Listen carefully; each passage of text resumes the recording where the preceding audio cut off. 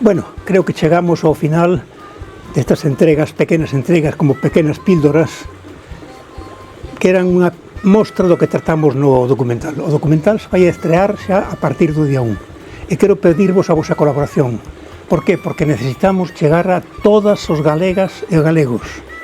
Colexios, institutos, asociacións culturais, concellos, para que todo o mundo teña información e que logo decidan libremente. Porque ata agora o que estamos escoitando son mentiras, e sobre todo por parte da Conselleira de Medio Ambiente. E xa, bueno, non quero comentarlo porque xa me dá risa. Quero comentar unha cousa e quero pedirlle respeto para os votantes do Partido Popular. E quero pedirlle respeto polo seguinte, porque é certo que no programa do Partido Popular estaba a falar de industrializar Galicia. Eu propoño a industrialización de Galicia, pero cunha ordenación do territorio correcta, con pequenas e medianas empresas que utilicen os nosos recursos naturais dun xeito sostible.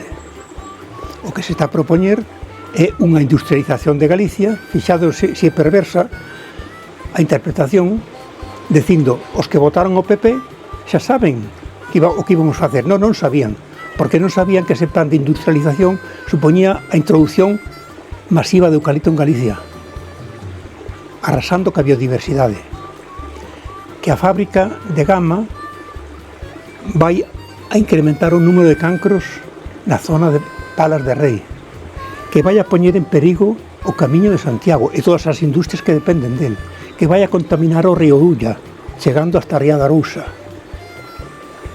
que vai, bueno, moitas cousas máis. Eu creo que isto hai que aclaralo.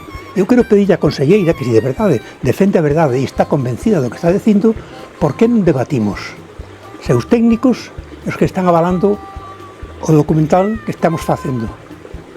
Por certo, que son xente que maioritariamente colaboraron co Consello da Cultura Galega para levar un informe que non gustou ao presidente. Por que? Porque non decía o que el quería.